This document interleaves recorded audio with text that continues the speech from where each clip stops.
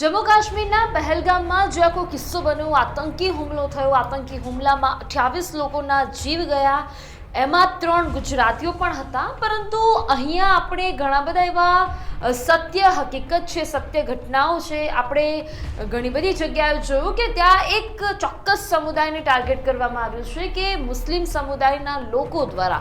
હા, હું અહીંયા એ વાતને નથી નકારતી કે ભાઈ ત્યાં ધર્મ જાતિ એવું પૂછવામાં આવ્યું હતું કે તમે હિન્દુ છો તો તમને મારી નાખવામાં આવશે, જો તમે મુસ્લિમ છો તો તમે બચી જશો, તમને મુસ્લિમ છો તો કલમો પડાવવામાં આવ્યો, હિન્દુને કલમો નથી આવડતો તો તેને મારી નાખવામાં આવ્યો. પરંતુ જ્યારે પણ તમે જમ્મુ કાશ્મીરમાં જાઓ, જમ્મુ કાશ્મીર એ જન્નત માનવામાં આવે છે. લોકો ત્યાં ફરવા જાય છે, જન્નતની મજા લેવા માટે. ત્યાં મિની સ્વિટ્ઝરલેન્ડ છે, એટલે લોકો પોતાની ક્વોલિટી ટાઈમ સ્પેન્ડ કરવા, લોકોનું વેકેશન્સ મનાવવા ત્યાં પર્યટકો ગયા હતા. પરંતુ પર્યટકો પર એક આતંકી હુમલો થયો. આતંકી હુમલામાં 28 જેટલા લોકોના મોત થયા. અહીંયા આંકડો જે બતાવવામાં આવી રહ્યો છે 28 લોકોનો, 28 લોકોમાં ઘણા ખરા લોકો હતા. પરંતુ ત્યાં એક સ્થાનિક જે કાશ્મીરી છે, જે મુસ્લિમ છે, એ લોકોનો જીવ બચાવવા માટે એ આતંકવાદી સામે લડી પડ્યો. આતંકવાદીને એમ કહ્યું કે આ લોકો અમારા મહેમાન છે, અમે એમની મહેમાન નવાઝી કરીએ છીએ. અને ત્યાં એક મુસ્લિમ ભાઈએ પોતાનો જીવ ગુમાવી દીધો, જેનું નામ છે સૈયદ આદિલ હુસેન શાહ.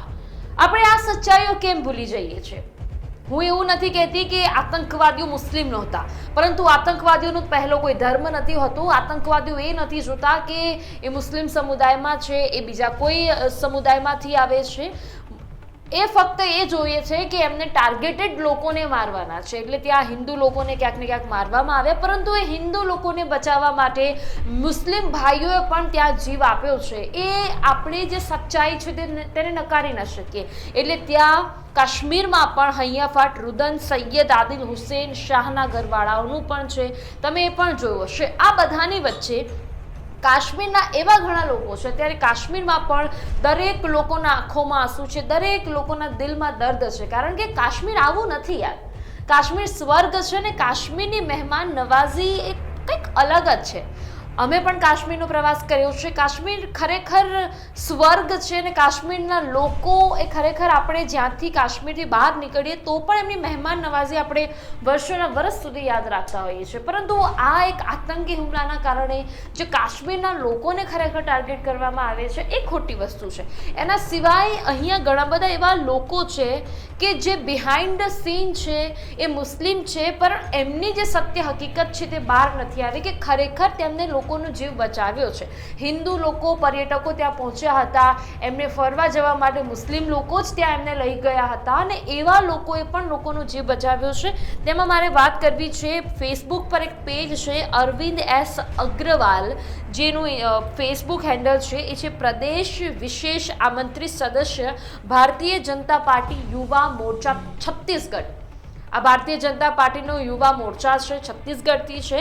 અને તેમને એમની ફેસબુક પોસ્ટ પર એવું લખ્યું છે કે ત્યાં તેઓ કાશ્મીરના પ્રવાસે હતા, ત્યાં એક મુસ્લિમ ભાઈએ તેમનો અને તેમના પરિવારનો જીવ બચાવ્યો છે, અને આ અહેસાન એ કોઈ દિવસ નહીં ભૂલે. તો પછી આપણે આ વાતને કેમ નકારી રહ્યા છે કે ત્યાં આતંકી હુમલો થયો, એમાં મુસ્લિમ લોકો હતા? હાલાકી હું માનું છું કે ત્યાં 2 સ્થાનિક લોકો, કાશ્મીરના 2 સ્થાનિક લોકો પણ આતંકવાદી હતા, અને તેમાં 4 લોકોમાંથી 2 લોકો સ્થાનિક લોકો હતા. એ આપણે વાત નકારી નથી રહ્યા, પરંતુ આપણે આ વાત પણ જોવી પડે કે લોકો ફેસબુક પર પોસ્ટ કરીને એવું કહી રહ્યા છે કે અમુક જે મુસ્લિમ ભાઈઓ અમારી સાથે હતા એ આતંકવાદી સામે લડીને અમારો જીવ બચાવ્યો છે. અરવિંદ એસ અગ્રવાલે એવું લખ્યું છે કે आपने अपनी जान दाव पे लगा के हमारी जान बचाई, हम नज़ाकत भाई का एहसान कभी नहीं ચૂકા પાએંગે. એટલે નઝાકત જે મુસ્લિમ છે એમનું નામ છે, ને એમને આ જે અરવિંદ એસ અગ્રવાલ છે તેમને અને તેમનો પરિવારનો જીવ બચાવ્યો છે. એટલે આ હકીકત આપણે નકારી ન શકીએ.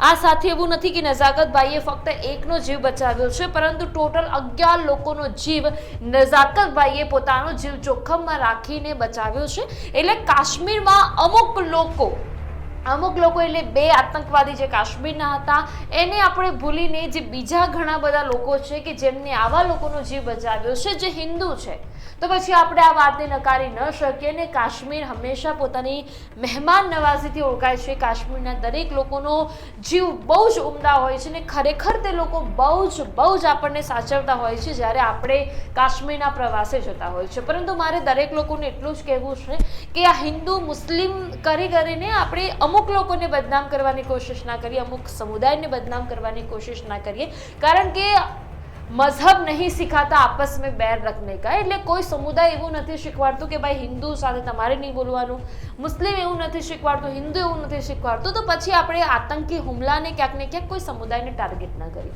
આ વિષય પર આપનું શું કહેવું છે એ અમને અવશ્ય કમેન્ટ બોક્સમાં જણાવશો.